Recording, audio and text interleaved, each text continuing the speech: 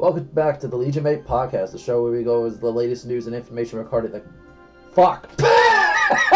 You can tell I haven't done this shit in a while. Welcome back to the Legion Mate Podcast. I'm Noah. And I'm Neko. And yeah, I tried doing that intro from a while back when I first started the podcast, but honestly, that shit did not fucking work. And honestly, I think it's mostly because I haven't done a podcast in several months, so oops. I thought it was we haven't done a podcast in several months. Yes, we haven't done a podcast in several months, so oops, oh well, but what are you gonna do? We've been busy with Final Fantasy X. Oh god, which if you haven't seen, I think by the time this goes up, I think it should be 3 episodes in. Yeah, well, there's 3 episodes up on YouTube right now. By the time this is done airing, there could be 4. Probably, but anyway, if you're interested in that, I'll leave you a link to the playlist or whatever down in the description below.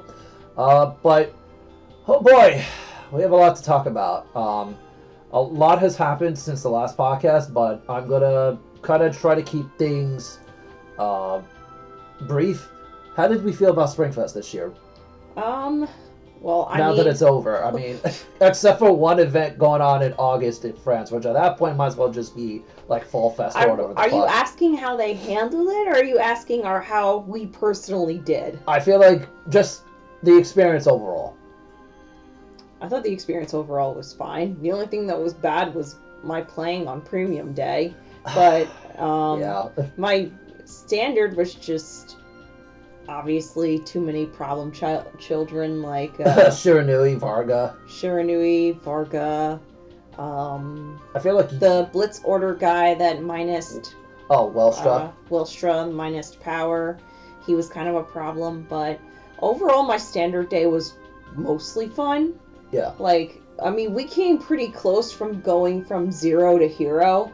Yeah, until like we got to like table 14, the highest, after having 2 losses. Yeah, we went X2 like immediately, didn't we? Yeah, and like we got to like table 14 with 2 losses by the time, and I think we had 2 more rounds with. Well, you lost the 1 round. Yeah. And then I think that was it for us making top 8, but just the fact that we almost clawed our way back from that was just... Honestly, just Shiranui. I fought 2 Shiranui back to back. One of which I had the Regalis piece, but it did me nothing because they had generated so much advantage by the time like I could do something, so that was just an overall feels bad. So I don't know, like I feel like they should have hit the decks a bit sooner for the overall sake of the balance in the format, because honestly, if it wasn't for Shiranui and Luard, I think this meta would have been good. Okay, so obviously Shiranui needed to be hit. There's just no question about that. And they've already done it. It's at the changes are applying at the end of the month, right? Yes. Or is that the beginning of August? I think it's August 7th when they put it in. But yeah, essentially they basically copy-pasted the Japanese ban list, which I think is fine, considering a lot of people would have, like myself, probably would have wanted a premium hit to some extent. But I also understand it from the sense where, because of the nature of tri-regulation, where each player plays a different format, it's kind of hard to gauge to see what's actually like a problem. Yeah. And also, I was playing Direful Dolls. I only had 2 weeks to really try to master that deck, and even then there was something like on some of the cards I was like, oh, I didn't know I could do that. I didn't know I could do that either. Yeah. So I just simply just didn't have the time, because I was going to play Leonarn, but it's not where it needs to be. Not riding March Floor just feels bad. Yeah, and overall, I feel like Direful Doll's game plan is just, especially now with the stuff with set 2, I feel like you actually have options. Like, God forbid you don't get the chance to Persona Ride, you at least have a defensive play you can fall back on. There's always defensive play in Direful Doll. Are you kidding me? That's the whole point of the deck, is to have defensive play from the bind zone. Yeah, but it's not like you actively relied on seeing the very one card that you need, and then if you don't see it, then it's like, well, fuck me, I guess. Yeah, that's why, it came down to the wire which one I was gonna play, and it was because of Leonor needing that specific card to be able to, win the game, essentially, is why I was just let me play Dolls. And I mean, it was still pretty good. I mean, I think I could have done better, but it's just what it was for only having 2 weeks to work with the deck. but to be fair, you've done that before with Mythiarch, back when that came out in set 11, and you did somewhat well there, too. But I wasn't playing Standard that day really seriously, like last year. I forgot why I wasn't. I think because my V Premium deck was just, it was Cecilia, and it just wasn't where it needed to be to keep up with V Premium.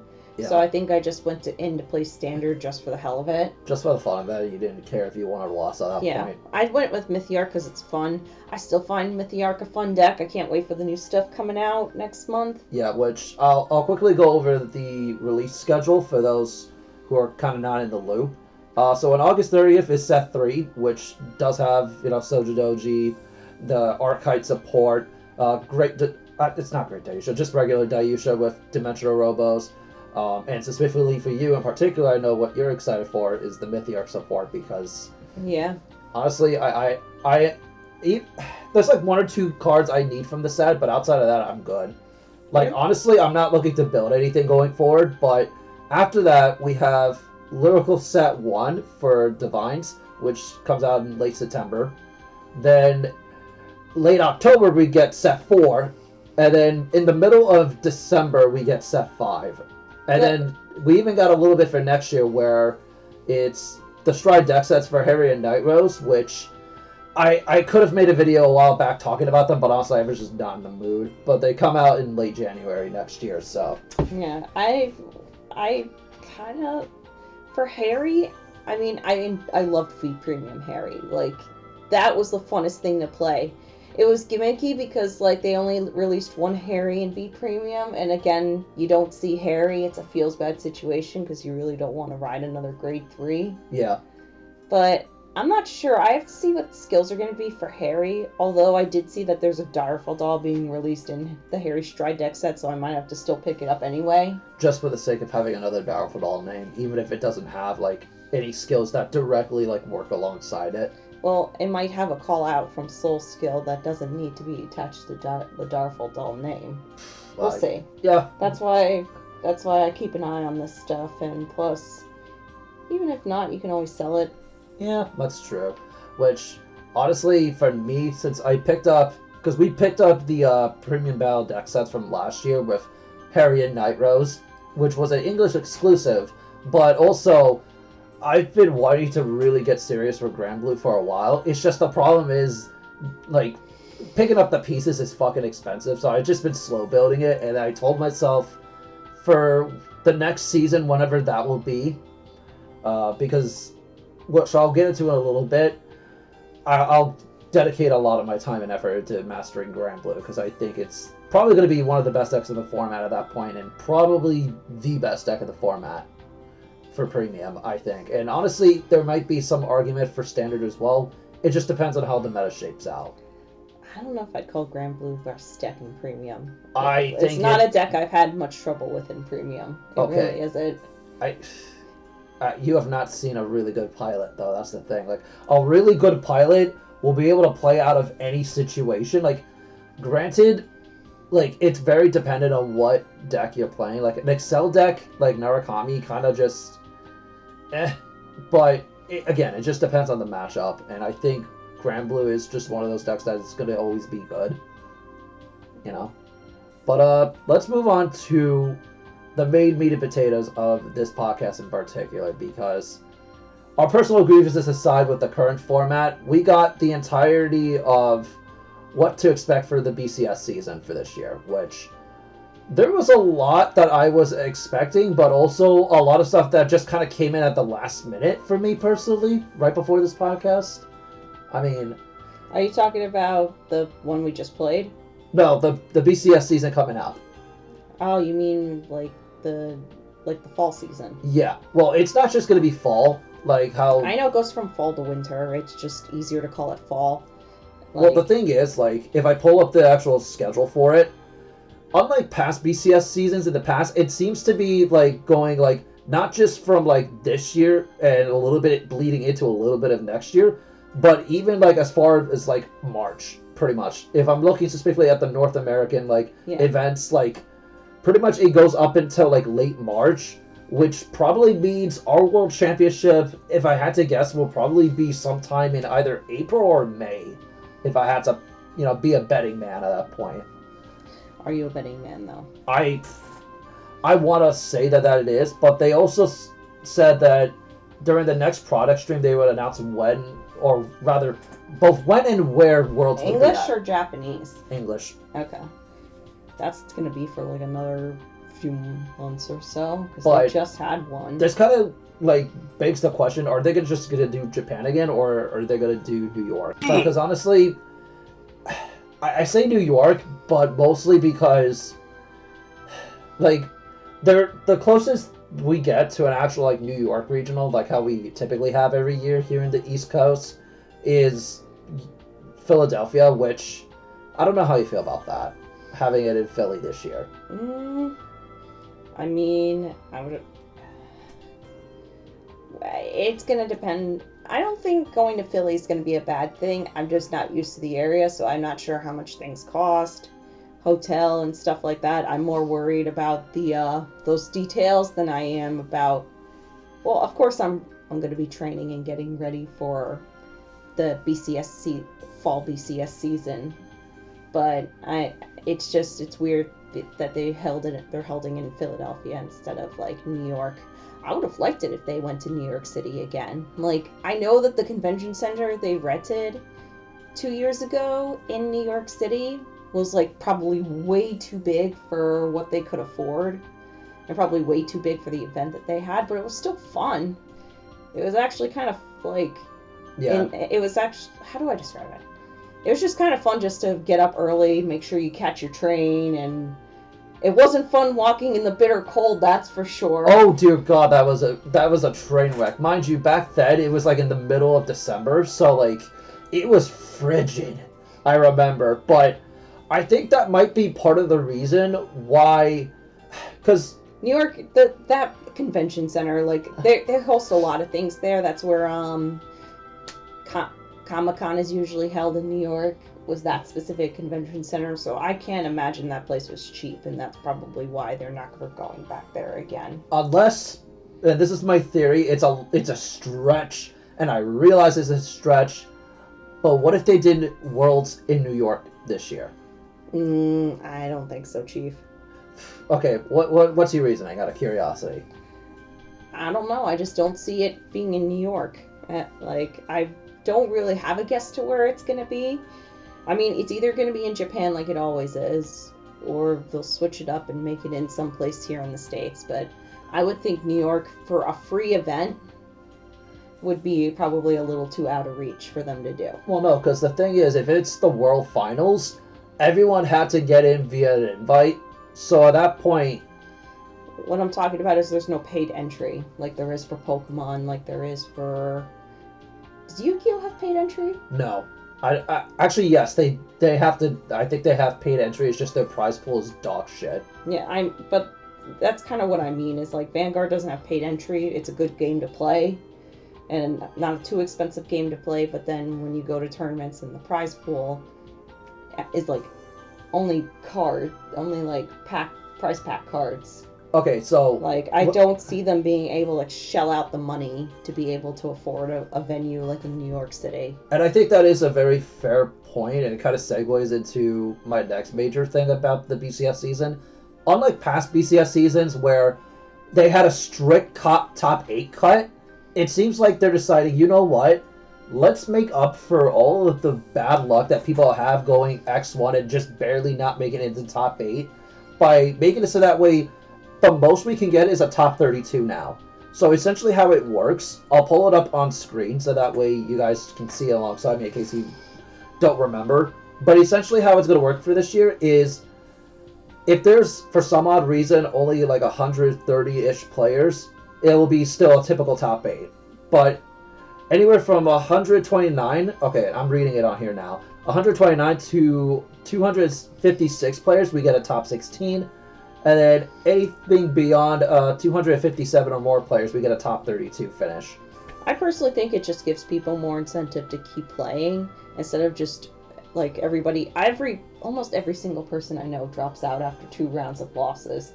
I think Yeah. We're like our team. We're the only set of clowns that keep continuing through. Or that's what people would call us. I don't consider us clowns, but Yeah. like other people would be like, Oh, you guys are still playing?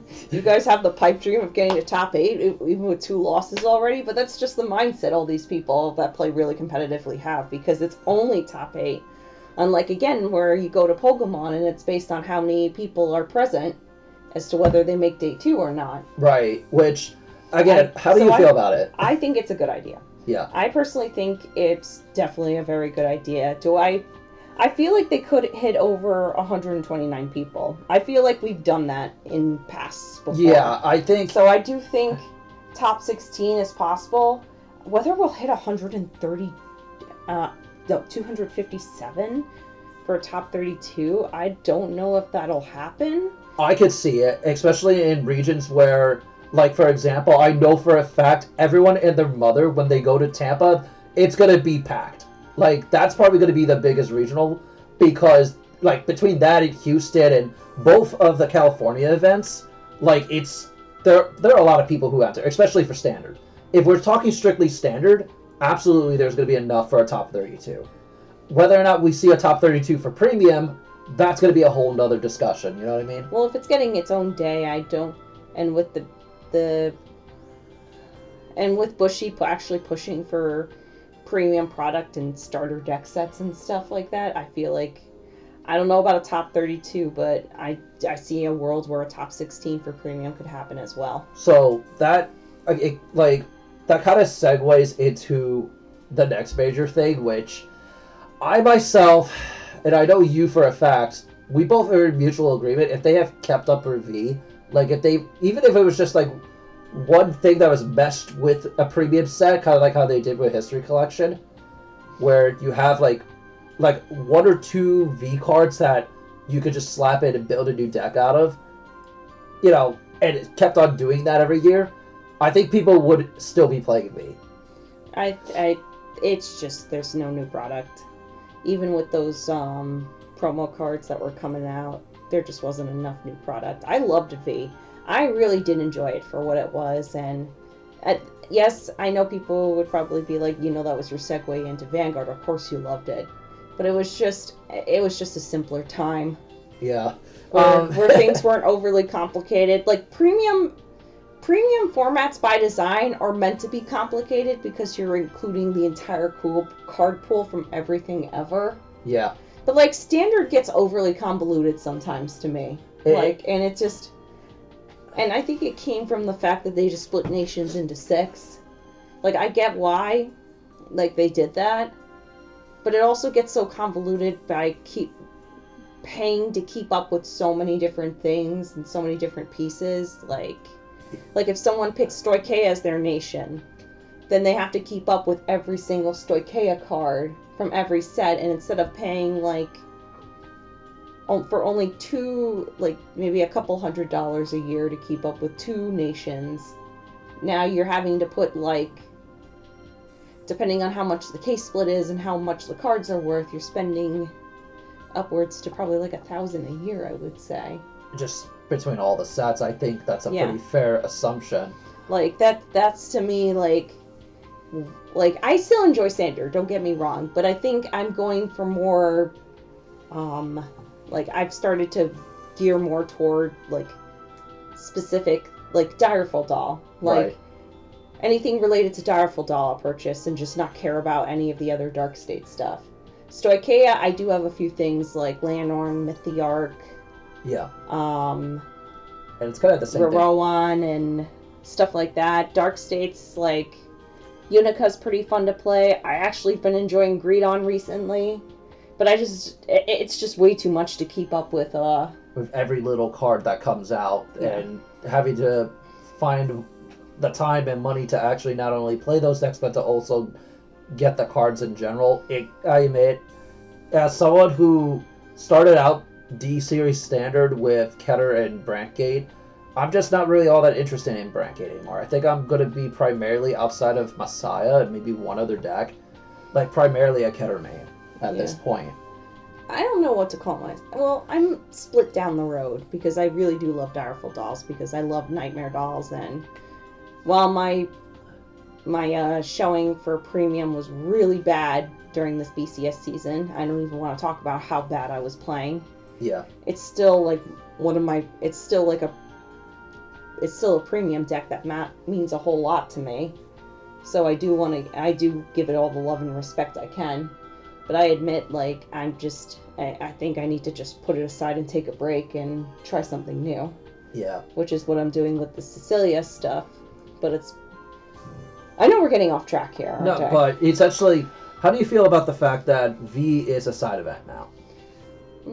I guess if they're not going to support it anymore, then it's probably a good thing. Because honestly, like, just from participating, you get like a special foil of the Neonectar PG, which, I mean, if you scrub out day one in standard, I could just see a lot of people kind of just going and gravitating toward the V Premium tournament at that point, just not only for the promo, but just to have a little fun on the side. You know what I mean? I'd probably play bunnies or Harry, or I would just play something for fun at that point. Yeah. If I decide to actually scrub out. But usually I'm not the type of person that will scrub out after like 3 or 4 rounds.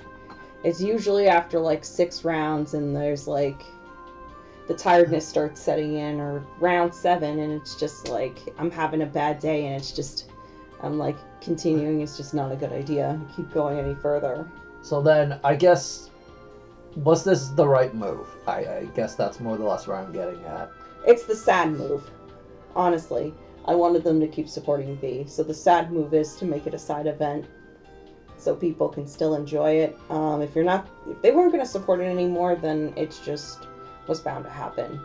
Now we don't know for next year if they're still going to do tri-format, because technically you still could, even if this is just a side thing. Which makes the question, because the BCS season lasts pretty much right around until like where we normally would get our Spring Fest, is it safe to assume that they're just not going to do a Spring Fest next year because of the lingering BCS season? I don't see that happening. Like, do you think they would actually just run 2 events side by side? You know what I mean? That's more or less where I'm kind of trying to get at.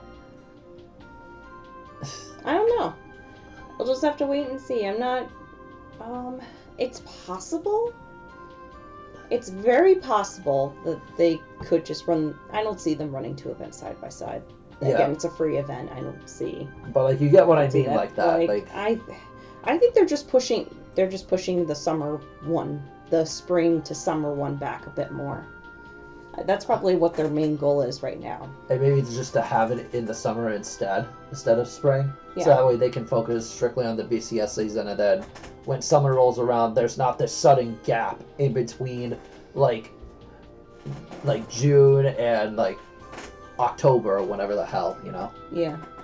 That's along the lines of what I'm thinking. Okay, so I think in that sense, like, it makes sense. But I do admit, I'm just kind of just all over the place at this point. I'm kind of just hoping and praying that this in the long term helps the game and doesn't necessarily hurt it, because when you axe an entire format, this begs the question if... I mean, let's be honest for a minute, I think this was the right move. It's just, I am going to miss V. I'm definitely going to miss it as someone who... Like, I've been playing since 2013, right? And I admit, I got into Vanguard IRL right at the tail end of G into V Series, so there's always kind of like what Neko was saying, like, there is always a special place in my heart for V, but I also can't deny it gets stale as hell after a certain point. Like, after the bajillion gold paladin top, like, it's just like, there's only so much you can put up with. Okay, counter argument. How many gold paladins did you face during Springfest? Not a single goddamn one, which is hilarious. There you go. You need to calm down a little. Okay, because the entire time I was prepping for Gurgit. First round, I faced Glendios. I'm like, okay, this sucks. Second round, no Gurgit. Third round, no Gurgit. Fourth round, no Gurgit. I'm like, where are all the goddamn Gurgits? Meanwhile, they're all the way in top tables, and I'm just sitting there crying in the corner. I'm like, hours of trading, worthless. Years of academy trading, it's all gone. Bye-bye. Woo, see ya. But, like, honestly, I'm hyped for the BCS season. Although I admit, I wish they would have done a bit more with the ban list. I think, at least for premium, they should have done more. I feel like for standard, I'm just happy that, like, Shiranui's not going to be as much of a problem. Luard, for me, technically, with the decks I play, I didn't really have a big issue with Luard. Even with Saragon? Yeah, it wasn't that big of a problem, so the ban for me is just like, eh. But I do feel like there has to be some future-proofing in the future for Varga and stuff like that. I think actually the new deck that's coming out of set 3 is actually going to be the new best deck in the format, and that's Soto Doji.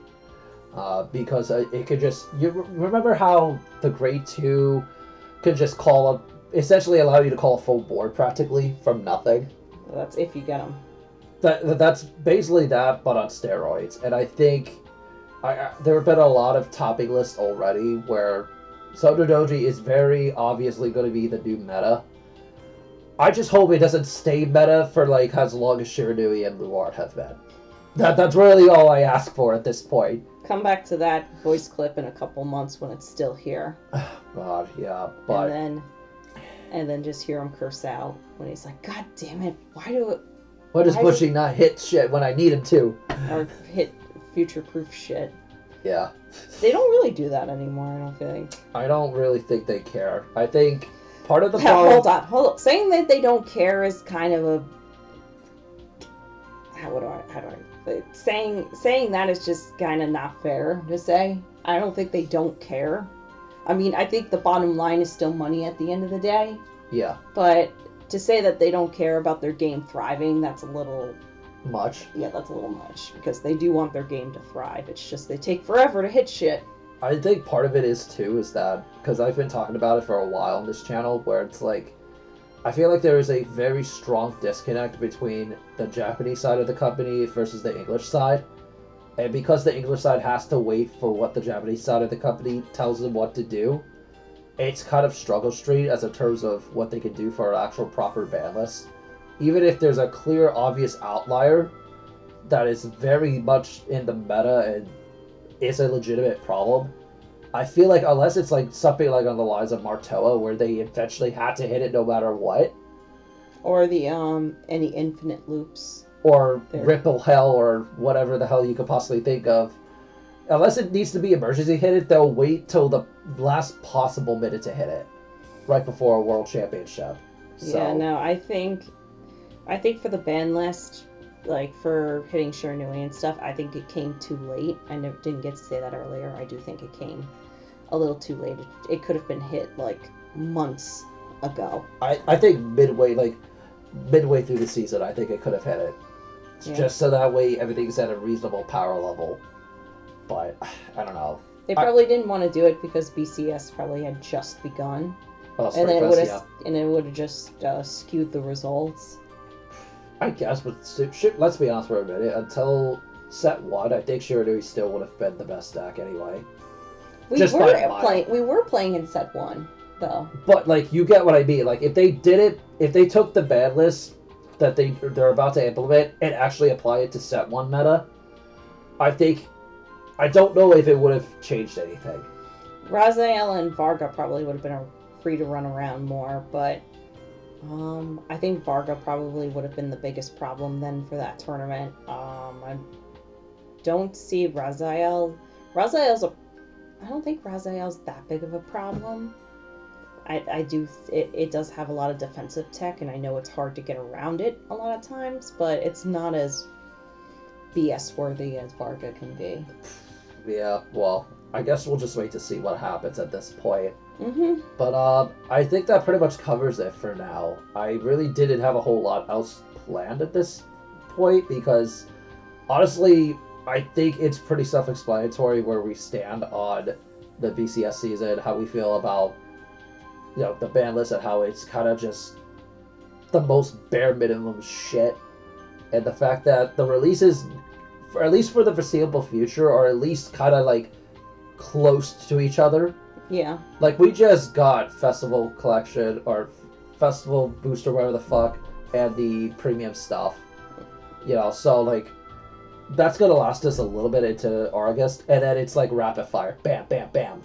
So I hope that means that the game gets a bit more interesting, but I guess we'll just wait to see how things play out. You got any more closing thoughts before we wrap things up here? No, I think we're good. I look forward to the next podcast. Hopefully there'll be something. I'm sure there'll be something interesting to report by next. We do these monthly net. I'm gonna try to do them. I'm gonna try to do it monthly, if not bi-monthly, because like I don't think that I don't know. I'll have to work it out because what happened was that I got extremely busy with school, and then things just didn't align to a point where I just wasn't uploading for a while too, so that just made things a lot worse. Mm-hmm. But again, I know I've been sucking your time away with Final Fantasy X. Which again, if you haven't gone and watched it yet, assuming you don't mind me stumbling and mumbling on through more than half of the videos, definitely go check it out over on her channel. I'll leave a link in the description below. But I guess until then, this is Noah. And Neko. And we'll see you guys later. Bye, everyone.